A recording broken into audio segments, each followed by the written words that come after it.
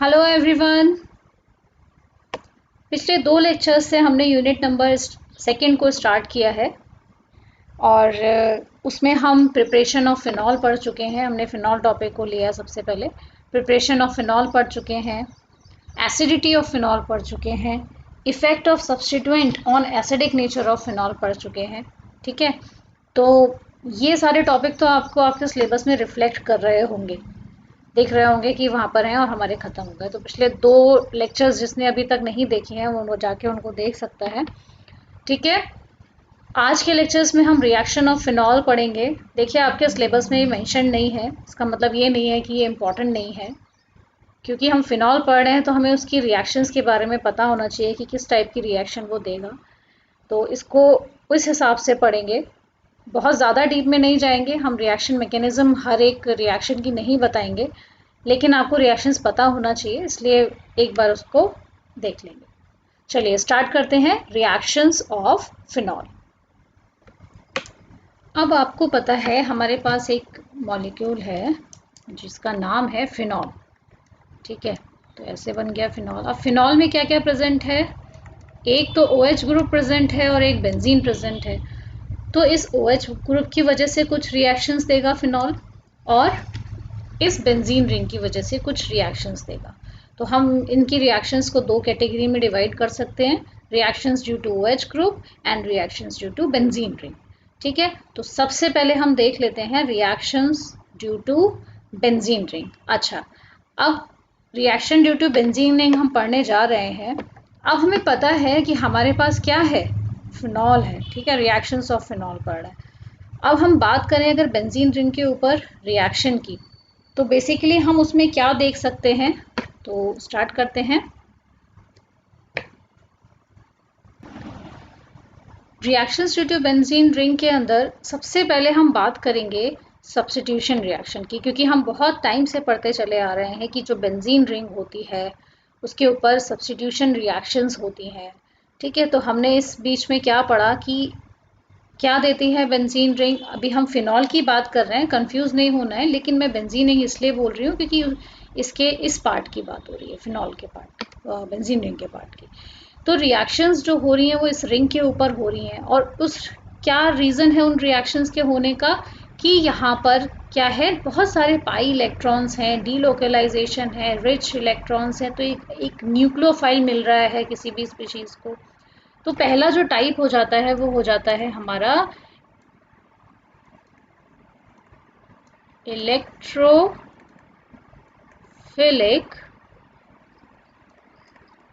Substitution on aromatic ring. ठीक है, या फिर आपको कई जगह ये लिखा मिलेगा electrophilic aromatic substitution reaction on phenol. ठीक है, क्या लिख सकते हैं इसको, और इलेक्ट्रोफिलिक एरोमेटिक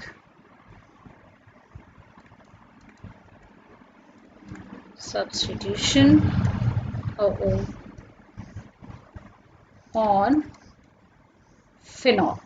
राइट, तो अब देखिए यहाँ आ गया क्वेश्चन। ये लाइन इतनी लंबी मैंने इसीलिए लिखी है कि यहाँ एक बन जाता है क्वेश्चन। अगर आपसे बोला जाता है write down the electrophilic substitution on aromatic ring that is phenol, या फिर write down electrophilic aromatic substitution on phenol, write down the reactions of electrophilic aromatic substitution on phenol, उसके एग्जाम्पल्स डिस्कस करिए, या फलाना फलाना इस टाइप के question आपसे पूछे जा सकते हैं। तब आप जवाब में ये आप बताओगे। तो पहली बात तो ये है, मैक्सिमम जो आपको मैं अभी आपको कैटेगराइज करके बताऊंगी कि कितने टाइप की रिएक्शंस होती हैं, तो उसमें से आपको मैक्सिमम जो रिएक्शंस मिलेंगी वो इलेक्ट्रोफिलिक सब्स्टिट्यूशन ही मिलेंगी एरोमेटिक रिंग के ऊपर। राइट, और दूसरा आपको एक देखने को मिल सकता है रिडक्शन रिएक्शन। ठीक है, और तीसरा आपको देखने को मिल सकता है ऑक्सीडेशन रिएक्शन। ठीक है, तो ये हो गए reactions due to benzene ring benzene ring के ऊपर जो रिएक्शन, बेंजीन रिंग की वजह से जो रिएक्शन हो रही है फिनॉल के ऊपर, उनके टाइप्स। ठीक है, यहाँ पर हम क्लासिफाई ही कर रहे हैं तो कर लेते हैं। दूसरा, reactions due to OH group on phenol. अब क्या होता है, OH ग्रुप की वजह से कुछ रिएक्शंस हो सकती हैं, जिसमें आता है हमारा पहला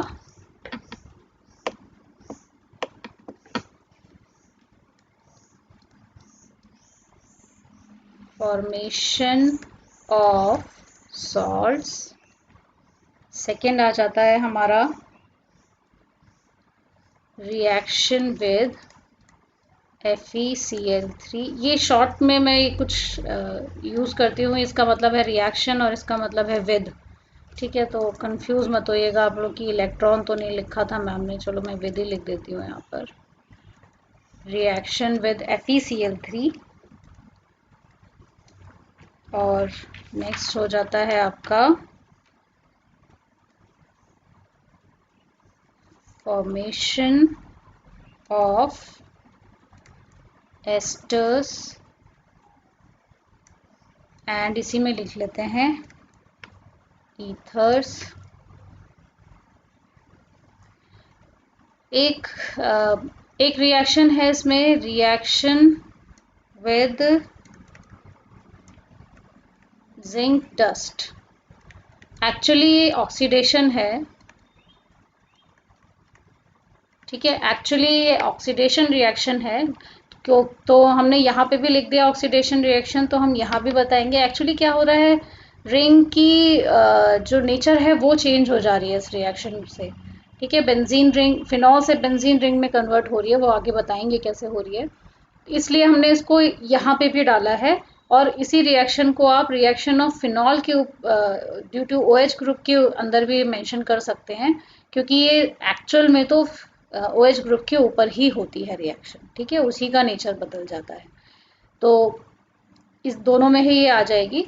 ठीक है, और एक इम्पॉर्टेंट बात मैं आप लोगों को ये बताना चाहती हूँ कि ये रिएक्शंस, देखिए कोई भी चीज़ हम पढ़ रहे होते हैं तो हमें लगता है ये हम क्यों पढ़ रहे हैं। अभी आपके एक टॉपिक आने वाला है qualitative test of phenol, next जो हमारा लेक्चर होगा, उसमें हमें बेसिकली क्वालिटेटिव टेस्ट करने हैं फिनॉल को जानने के लिए। तो इसमें से बहुत सारी रिएक्शंस होंगी जो कि फिनॉल की जो स्पेसिफिक रिएक्शंस होंगी, जिनको यूज़ करके हम बता सकते हैं कि हाँ वो फिनॉल है वाकई। ठीक है, जैसे रिएक्शन में FeCl3 है, तो FeCl3 ये वाला, तो FeCl3 हम इन्हें यहाँ पर पढ़ रखा होगा तो हमें वहाँ समझ में आ जाएगा कि अगर हम FeCl3 के साथ रिएक्ट कराएंगे फिनॉल को, तो कोई एक पर्टिकुलर कलर आएगा या कुछ होगा जिससे कि हमें पता चल जाएगा कि वो फिनॉल है या नहीं। खैर, उसको हम आगे देखेंगे। तो इसलिए हम ये रिएक्शंस पढ़ रहे हैं बेसिकली, कि फ्यूचर में जो है हम क्वालिटेटिव टेस्ट भी कर पाएँ और हमें रिएक्शन ऑफ फिनॉल की नॉलेज भी रहे। ठीक है, तो ये आपका ओवरव्यू है एक, जो इस लेक्चर में हमें डिटेल में पढ़ना है। तो इस टाइप की रिएक्शंस पढ़ेंगे। तो हमें सबसे पहले स्टार्ट करना है इलेक्ट्रोफिलिक सब्स्टिट्यूशन रिएक्शन से।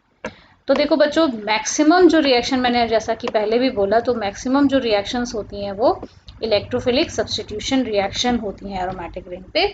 इस केस में, फिनॉल के केस में, तो उनको हम डिटेल में पढ़ेंगे। अब याद करते हैं वो टाइम जब हमने electrophilic substitution reaction of benzene पढ़ा था।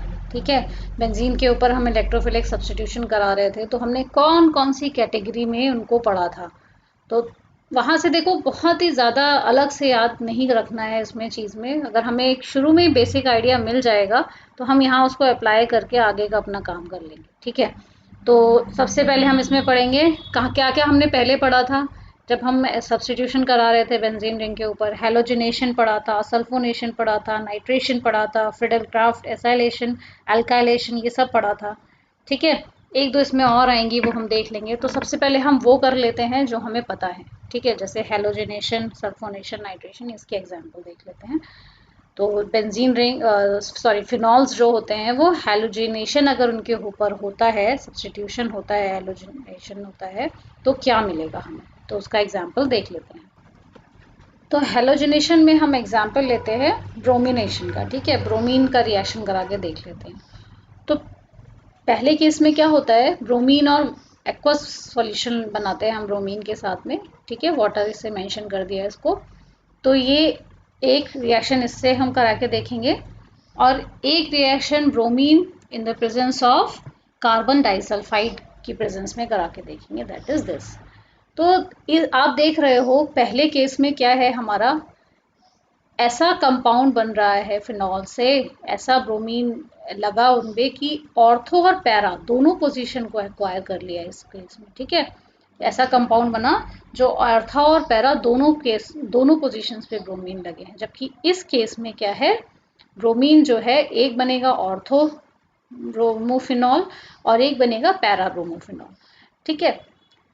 अब ये हो क्यों रहा है, देखो बच्चों, in the case of aqueous bromine, ठीक है, जब हम एक्वस फॉर्म में लेते हैं तो होता क्या है कि जो फिनॉल रिंग होती है एक्वस मीडियम में ज़्यादा आयोनाइज हो जाती है in the form of phenoxide, ठीक है। तो फिनॉक्साइड ज़्यादा बनता है, और फिनॉक्साइड ज़्यादा बनेगा तो आपको पता है कि यहाँ पर नेगेटिव चार्ज डेंसिटी यानी इलेक्ट्रॉन डेंसिटी इंक्रीज हो जाएगी इन पोजीशंस पे।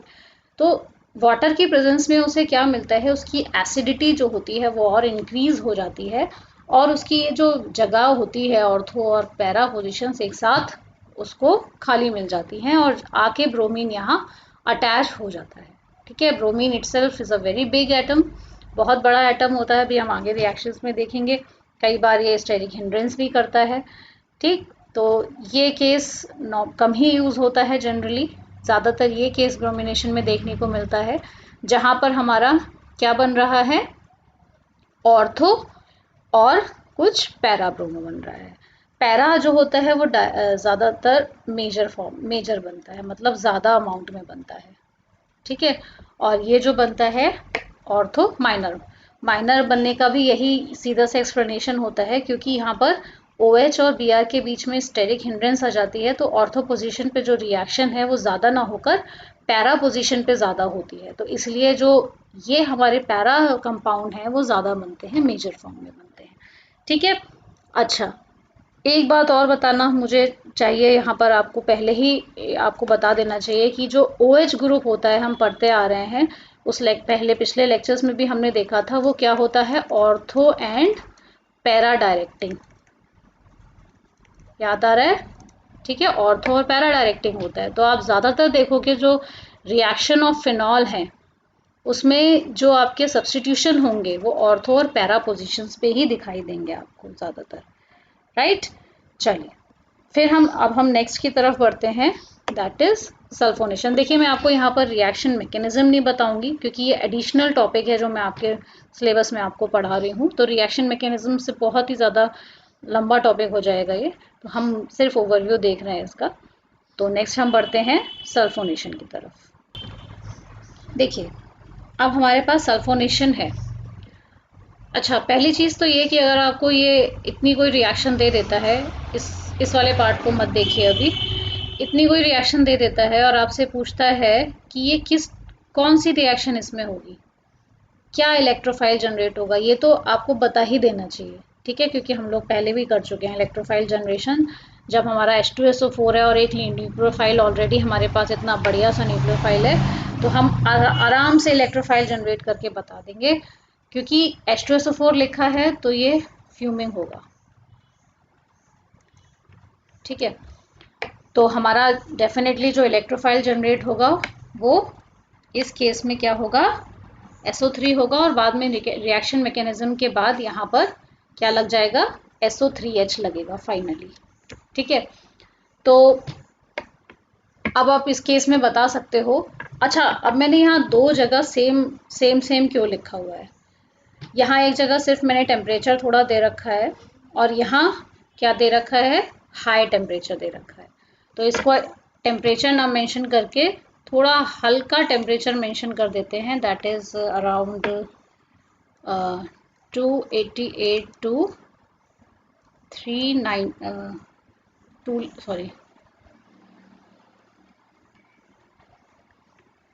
293 केल्विन, ठीक है। और यहाँ लिख दिया high temperature that is 373 kelvin, ये भी लिखा हो सकता है। तो जब ये दो केस आपको दिखाई देंगे कि कम टेम्परेचर जब होगा तब क्या होगा और हाई टेम्परेचर होगा तब क्या होगा। देखो, जब कम टेम्परेचर होगा तो ये जो स्पीशीज़ है यहाँ जाके अटैक करेगी। अगेन मैं आपसे कह रही हूँ कि मैं आपको रिएक्शन मैकेनिज्म बहुत इजी है, आप लोग कर लोगे, नहीं इसलिए यहाँ पे मैं अगेन डिस्कस नहीं करना चाहती हूँ, कुछ टाइम लगेगा, ठीक है। तो यहाँ जब कम टेम्परेचर होगा तो पहले तो हमारा जो इलेक्ट्रोफाइल है वो ऑर्थो पोजीशन पे जाके अटैक करेगा। यही अगर हम इस कंपाउंड को, देखो या तो डायरेक्टली हम हाई टेम्परेचर पे करा दें, ठीक है, और हाई टेम्परेचर पे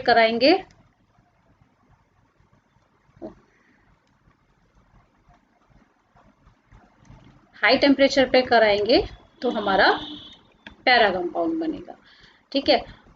ऐसे ये हो गया टेम्परेचर का डिफरेंस। अब जब हाई टेम्परेचर पर कराते हैं तो मोर स्टेबल कंपाउंड बनता है, ठीक है।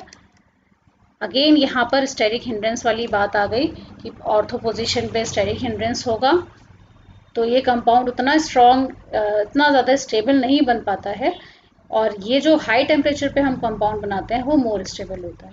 तो ऐसा भी होता है कि अगर इस कंपाउंड को, ये जो हमारा ऑर्थो वाला बना है, इसको अगर हम फिर से हीट कराएं 373 केल्विन पे अगेन, तो ये पैरा फॉर्म में कन्वर्ट हो सकता है, ठीक है। तो ऐसे होता है हमारा सल्फोनेशन ऑन फिनॉल। नेक्स्ट हम बात करते हैं नाइट्रेशन की। नाइट्रेशन बहुत इंपॉर्टेंट होता है, बहुत ज़्यादा पूछा जाता है कई जगहों पे, कई कॉम्पिटिटिव एग्जाम्स में। अब सपोज आपके पास ये कंडीशंस हैं, ठीक है। पहले कंडीशन में डाइल्यूट HNO3 है कम टेम्परेचर पे, फिर कंसनट्रेटेड HNO3 है, उसके बाद NaNO2 है HCl के साथ विद 5 डिग्री सेल्सियस, बहुत ही कम टेम्परेचर है, ठीक है। तो ये सारी रिएक्शंस की कंडीशंस हैं, फिनॉल के ऊपर हमें करानी है। तो क्या क्या बनता है इससे देख लेते हैं। अच्छा, एक इम्पॉर्टेंट चीज़ देखो, बचपन से हम लोग कहते हैं चंदा मामा दूर के, तो इसका मतलब हमारे दिमाग में कंडीशनिंग हो जाती है कि चंदा मामा जो है वो बहुत दूर हैं। ऐसे ही कुछ पॉइंट्स आपको हो सकता है इसका आपसे कोई मतलब ना हो, बीच बीच में बोले जाते हैं जो आपके दिमाग में बैठ जाते हैं। तो ये पॉइंट भी हम दिमाग में बैठाने की कोशिश ऐसे और भी करेंगे पॉइंट्स, और ये पॉइंट भी दिमाग में बैठाने की कोशिश करेंगे कि जो नाइट्रेशन की जो प्रोसेस होती है जनरली, जहाँ पर भी नाइट्रोजन वाले कंपाउंड होते हैं, ठीक है, डाइजोनियम सॉल्ट बन रहा है, कुछ भी बन रहा है, तो ऐसे कंपाउंड्स में क्या होता है जनरली जो रिएक्शन का टेम्परेचर होता है ना उसको बहुत ही कम रखा जाता है नाइट्रोजन के कंपाउंड्स में। अब ये बात आपको याद ना भी रखे तो भी कोई बात नहीं है, और याद रहे तो बहुत अच्छी बात है। तो चंदा मामा दूर के की तरह से इसको सीख मतलब सुन लेंगे बस। तो नाइट्रोजन के कंपाउंड्स जो होते हैं जनरली कम टेम्परेचर पे ही किए जाते हैं। यहाँ पर आपको दिख भी रहा है, देखो 5 डिग्री सेल्सियस, यहाँ कितना कम केल्विन टेम्परेचर है, ठीक है। तो पहली रिएक्शन देखते हैं, डाइल्यूट HNO3। अब क्या होता है, ठीक है, बना लेते हैं।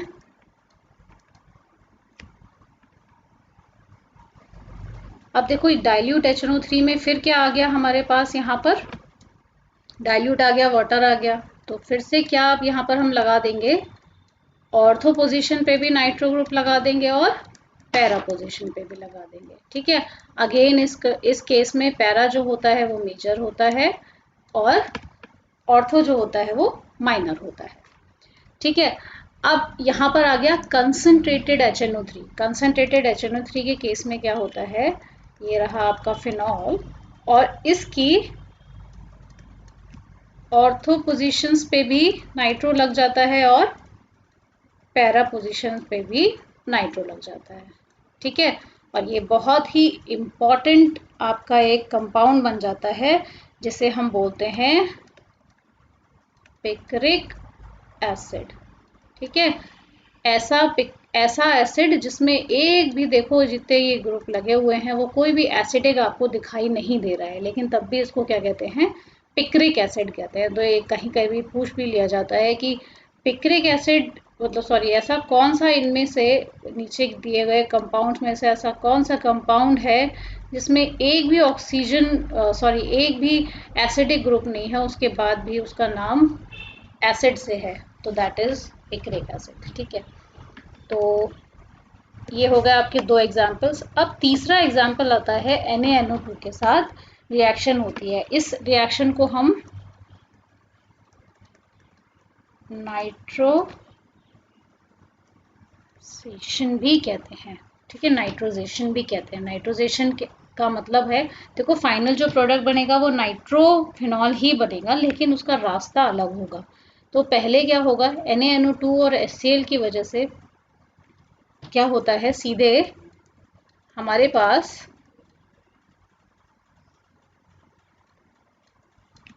पैरा पोजीशन पे जाके नाइट्रोसो ग्रुप लग जाता है, तो इसको कहते हैं पैरा नाइट्रोसोफिनॉल। ठीक है, तो ये बनता है पैरा नाइट्रोसोफिनॉल।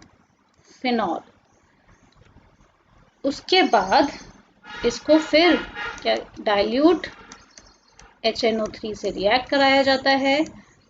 उसके बाद ये आपका बन जाता है पैरा नाइट्रोफिनॉल। अब इस रिएक्शन को कराने की ज़रूरत क्या पड़ी, देखो आपको अंतर समझ में आ जाएगा पहली और इस रिएक्शन में। पहले वाली रिएक्शन में, ये वाली में और ये वाली में, इस रिएक्शन में क्या हो रहा था, हमारे पास क्या बन रहे थे, ऑर्थो प्रोडक्ट भी बन रहे थे और पैरा प्रोडक्ट भी बन रहे थे। ठीक है, तो हमें लेकिन चाहिए सिर्फ पैरा प्रोडक्ट। तो हम क्या करेंगे, ये रास्ता अपनाएंगे कि पहले इसका नाइट्रोसेशन करा लेंगे। नाइट्रोसेशन में क्या होगा, पैरा नाइट्रोसोफिनॉल बनेगा पहले, उसके बाद फिर डाइल्यूट HNO3 से रिएक्ट कराएंगे, तो हमारे पास सिर्फ क्या मिलेगा, हमें पैरा नाइट्रोफिनॉल मिलेगा। ठीक है, तो ये हमारी हो गई नाइट्रेशन। नेक्स्ट टॉपिक, नेक्स्ट पे बढ़ते हैं हम, फ्रेडल क्राफ्ट एल्काइलेशन। तो बड़ी आसान सी रिएक्शन दिखाई दे रही है हमें यहाँ पर। प्रोडक्ट्स हमें पता ही हैं क्या होंगे। ठीक है, एल्काइलेशन हमने पढ़ ही रखा है, AlCl3 की प्रेजेंस में कार्बोकैटाइन बनता था, याद है ना। तो यहाँ पर एक CH3 लग गया, ये बन गया ऑर्थो कंपाउंड, एक बन जाएगा हमारे पास पैरा। ठीक है, तो ये हमारी हो गई फ्राइडल क्राफ्ट एल्काइलेशन। अब हमारे पास जो रिएक्शन आने वाली है कपलिंग रिएक्शन। अब यहाँ तक तो हम ठीक है, हमने इलेक्ट्रोफिलिक सब्स्टिट्यूशन पढ़ा था तो हमें समझ में आ गया था। अब हमारे पास एक दो ऐसी रिएक्शंस आएंगी जो हमने 12th क्लास में पढ़ी थी और उन्हें यहाँ हमें रिकॉल करना है। तो उनमें से पहले एक आती है हमारी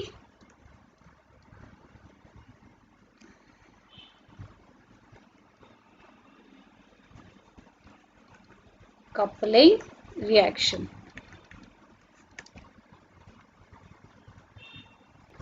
तो कपलिंग रिएक्शंस क्या होती हैं, जिनमें बेसिकली क्या होती है, कपलिंग होती है।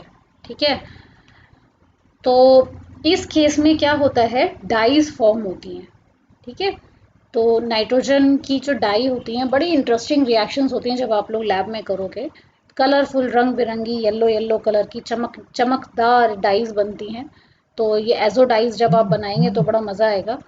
तो होता क्या है, उसमें एक फिनॉल लिया जाता है। ठीक है, और दूसरा हमारे पास है benzene diazonium chloride, that is यहाँ पर देखिए बेंजीन डाई। अब डाई एजो, पहले भी कभी लेक्चर्स में आपको बता चुकी हूँ, डाई मतलब दो, एजो मतलब नाइट्रोजन आ जाए जहाँ पर। ठीक है, तो डाई एजो क्लोराइड, तो ये क्या है, बेंजीन डाई एजो क्लोराइड। तो बेंजीन डाइएजो क्लोराइड को जब एल्कलाइन सॉल्यूशन में लिया जाएगा, एल्कलाइन सॉल्यूशन का मतलब इस सॉल्यूशन से हमें क्या मिल रहा होगा, OH मिल रहा होगा।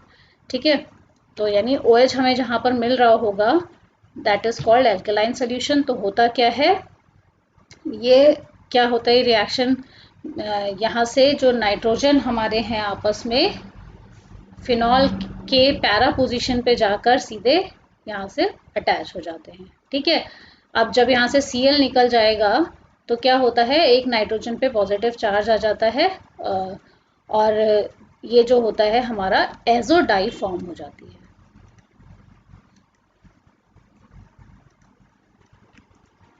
ठीक है, तो ये एजो कंपाउंड कहलाते हैं या एजो डाई भी कह सकते हैं इनको।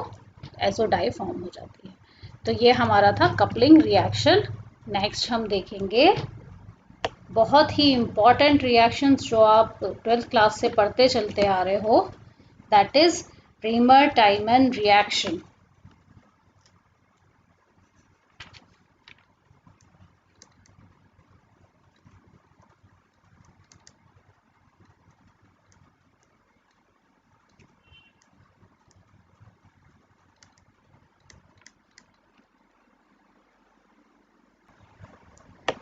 अब इस रिएक्शन का मतलब क्या है? रीमर-टाइमन जो थे उन्होंने रिएक्शन दी थी, उन्होंने कहा था कोई भी जो फिनॉल्स होते हैं जब उनको CH3L3 in the presence of NaOH, alkaline aqueous NaOH की प्रेजेंस में लिया जाता है, या NaOH की नहीं कहेंगे, एल्कलाइन एक्वस एल्कली में लिया जाता है इनको, तो वो क्या करते हैं, ऑर्थो फॉर्माइलेशन करा देते हैं। ठीक है, यानी ऑर्थो पोजीशन पे फॉर्माइल ग्रुप लग जाएगा, यानी बेंजल्डिहाइड बन जाएगा एक टाइप का। तो इस रिएक्शन को हम कहेंगे रीमर-टाइमन रिएक्शन। ठीक है, तो यहाँ पर क्योंकि मैंने इसलिए अल्कलाइन बोला, यहाँ पर आपको KOH भी मिल सकता है। इतना पोर्शन आपसे, सिर्फ इतना आपको दिया जाए और आपसे कहा जाए कि हो सकता है, मतलब कहने का ये भी दिया हुआ हो CHCl3 और KOH एक्वस, और आपसे पूछ लिया जाए कि प्रोडक्ट बताओ। अब प्रोडक्ट बताओगे तो दोनों का प्रोडक्ट यही होगा। ठीक है, तो कंफ्यूज नहीं होना है, सिर्फ क्योंकि एक्वस एल्कली की बात हो रही है यहाँ पर, तो स्ट्रॉन्ग बेस लिया हुआ है, एल्कली लिया हुआ है, उसकी प्रेजेंस में हो रहा है। राइट, तो क्या बनेगा हमारे पास? Ortho hydroxy benzaldehyde. Ortho hydroxy, अब देखो क्या हुआ यहाँ पर, इस ग्रुप को बड़ा मानकर बेंजल्डिहाइड हमने बोल दिया इस रिंग को पूरा, ऑर्थो पोजीशन पे हाइड्रोक्सी बता दिया। अगर इस ग्रुप की बात करें तो यहाँ इसको सब्स्टिट्यूशन पहला माने तो ये ऑक्सी, ये ऑर्थो ग्रुप हो जाएगा, ये पैरा पोजीशन हो जाएंगी।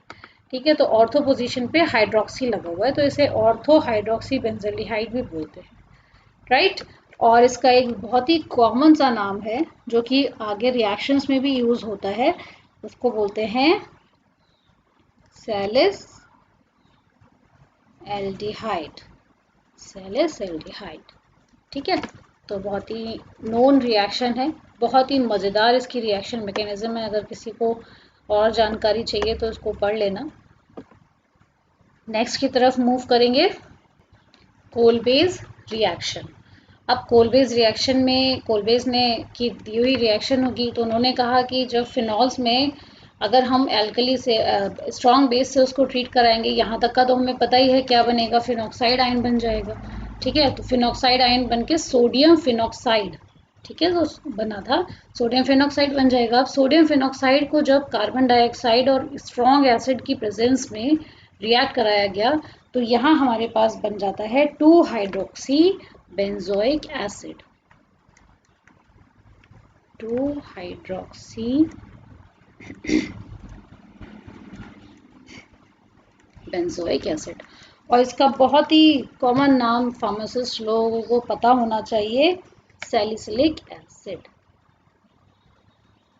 सैलिसिलिक एसिड बहुत सारे रिएक्शंस में भी यूज़ होता है, और इसके फार्माकोलॉजिकल एक्टिविटीज़ भी हैं इसकी अपनी।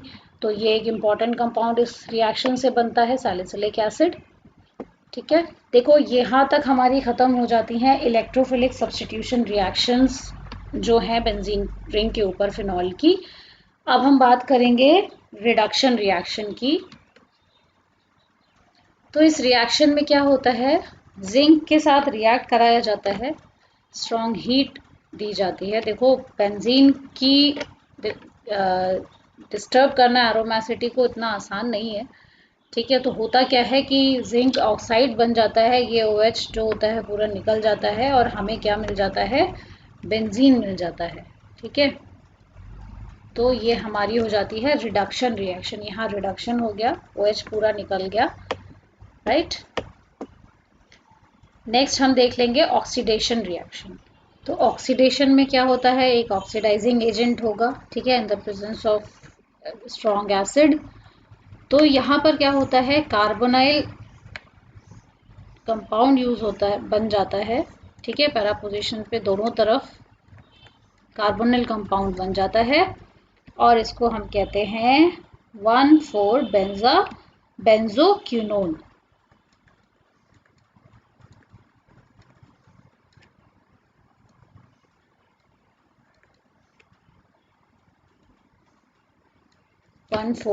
बेंजोक्विनोन या फिर सिंपली इसको क्विनोन भी कहते हैं, ठीक है। बहुत ही कलरफुल, बहुत ही सुंदर कंपाउंड्स बनते हैं ये भी कलर्ड प्रोडक्ट्स बनते हैं।